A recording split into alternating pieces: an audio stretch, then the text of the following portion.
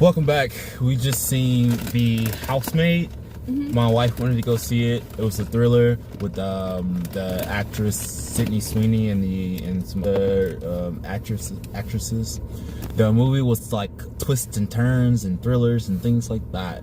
Overall thriller movie. So seeing this movie was pretty cool. It was good. It was a really good movie, and the big thing is like when you first watching the movie, you see you see this housemaid get hired, and you think it's like a typical like, oh, something's gonna go wrong with the housemaid, or with the husband sleeping with the housemaid, or the wife is crazy and things like that. It has all those basic story plots in there, but with like big twists.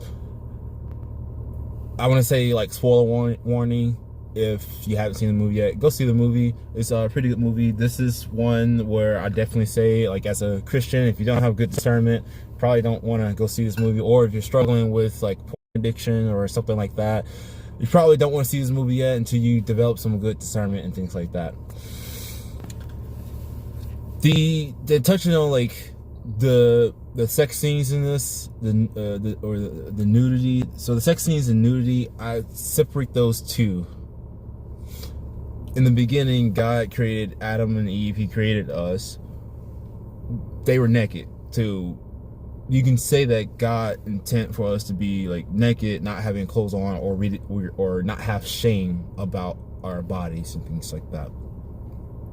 You take it to a different avenue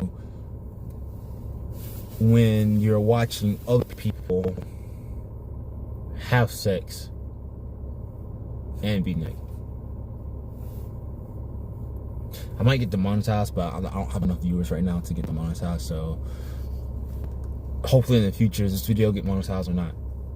I just want to put this out. I just want to get my review, my opinion. But those mating scenes, how I'm gonna say it like that, use some science words, right? I guess you can say that the sex is scientific in a way too, but I digress.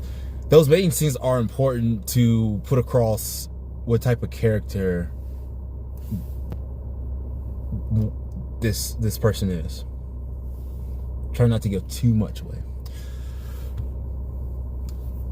And like any good movie, all the pieces connect together. It rewards you for paying attention. With this being a 2-hour and 11-minute movie, the attention span of people is 2026 now. The attention span of Gen Z, myself and my wife, Gen Z, both of us have our attention spans particularly a little bit longer than the average Gen Zer, or how the headlines have it. 2 hours and 11-minute movie. The first half of this movie, this movie kind of flies by fast, but it doesn't feel fast paced. It goes at the just right pace for this movie and for the story that it's trying to tell. It connects all the pieces together, and it also, in the Bible, it says not to do a lot of the sins that's in this movie, right? Don't commit adultery. That happens. Don't lie. That happens a lot in this movie, and you see the consequences of these. And one of the persons in this movie, their whole thing is like consequences, right? And he suffers, or this person suffers, their own consequences midway through this movie, but you see the full totality of that at the end of the movie. And it's a really telling piece how they start cluing you in to what's going on in the story. They didn't do a whole M. Night Shyamalan with the twist. I feel like his twists are sometimes jarring, and they're like hard to they're hard to watch, and sometimes you accept an M. Night Shyamalan twist because that's just what he does in his filmmaking. I'm not too familiar with the directors who made this movie. I just know Sydney Sweeney because the whole like thing she did with the jeans. I don't see what was a big deal with that. I don't even think I like watched whatever that was with the jeans or something like that. She was just like working on a car. I mean, like that, and that's what I mean. Like, nudity is one thing, but then when you go and sex isn't bad if you're married. Outside of marriage, different story.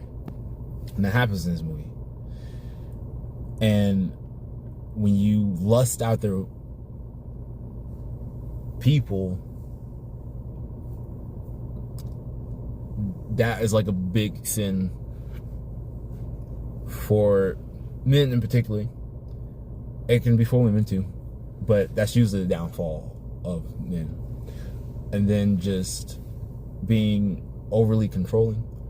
In this movie, it didn't come across like that.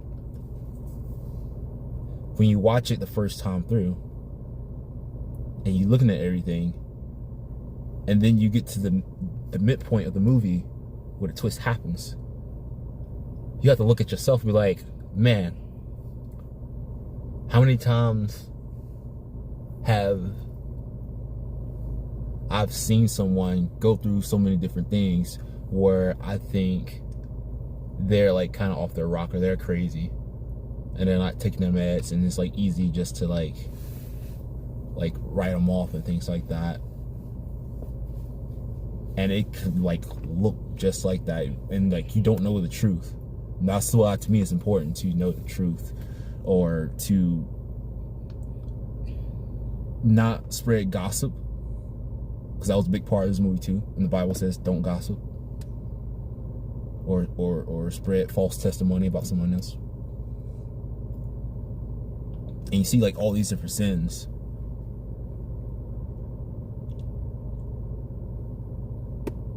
Put somebody in a corner, and it essentially ruined their life. But towards the end of the movie, it works out, and it looks like they can make like more movies like this or a TV series like this. And this is based on the book, by the way. So this is one of those movies that came from a book, and it's really good. And I bet they have more book series, and I bet with this movie came out in 2025. So with this movie, I believe it was doing good in the box office. It could be like a sequel or more made, possibly. It was really good. It really kept your attention. It went in different directions that you wouldn't like think that would happen. It was refreshing to watch this movie. It was like I said in the beginning, it was a thriller. A little bit scary, but a thriller. And if you have a weak stomach, some of the scenes are a little bit gory, if you want to say that. And it's it'll be things like you've seen in like an assault movie, but like very toned down, right? I've seen almost all the Saw movies so far, but I really like this movie. Like I do recommend it for those who have good discernment and for those who are not struggling with the corn addiction. Yeah. So there was a few scenes in there you'd be like, well, why are they showing this scene? It's just them it's just a character doing some random act or something like that, or they just picking up something off the ground, or like you start to see where like, oh man, I really want to go back and rewatch this. Like, did that actually like happen the way? Does that make sense? And so it's all there. It's not like deeply hidden to where you have to like slow the film down or anything like that. Yeah, that was the big piece with it. If you ask like, why are they showing this scene, then later on you'll probably get the payoff. Yeah, at the end there was a slight tonal shift, but it went with the movie as the characters narrated. and they divulge more backstory of the characters.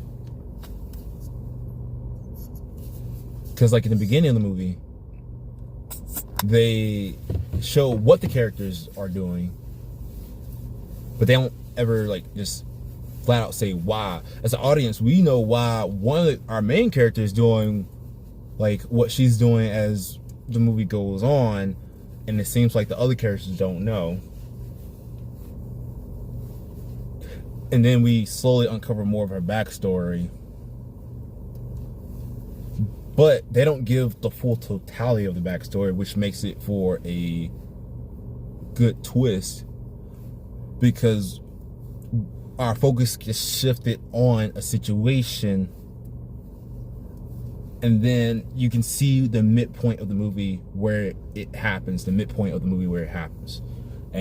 if you go see the movie, you'll know exactly what I'm talking about at that midpoint, because it switches narrators.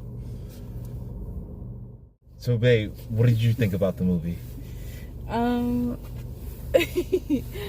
It wasn't bad. It was pretty good, because I watched, what was her name? Sydney Sweeney? Yeah, her past, like, one of her movies, and it was really good. So I was like, okay, I want to watch this because she's in there. Mm-hmm. She's a really good actor. Mm-hmm.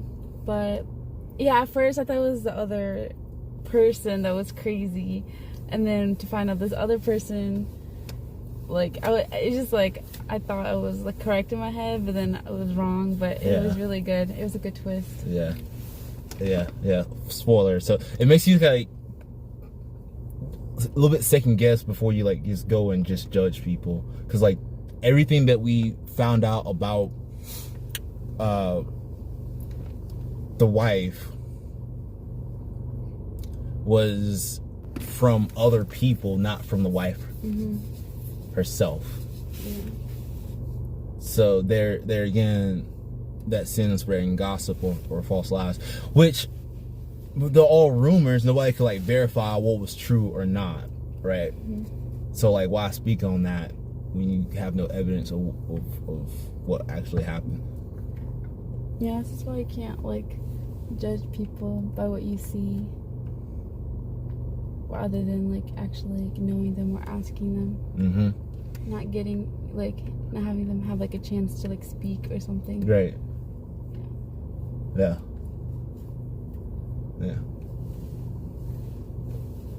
This is one of the movies where if it came out a couple of years ago, when like the whole like feminist thing or the left like movement, and people were like disliking movies because they're trying to push an agenda or what have you, or anything like that, this movie, it knows like what's right and what's wrong, and each time like one of the characters are doing something, they acknowledge that this is like, yeah, okay, I know this is wrong, but this person should be okay. They can figure it out. They got it. And the narration in the movie is really good to like tie it all together. Overall, I like the movie. Let me know what you think in the comment section down below. Yeah, thank you.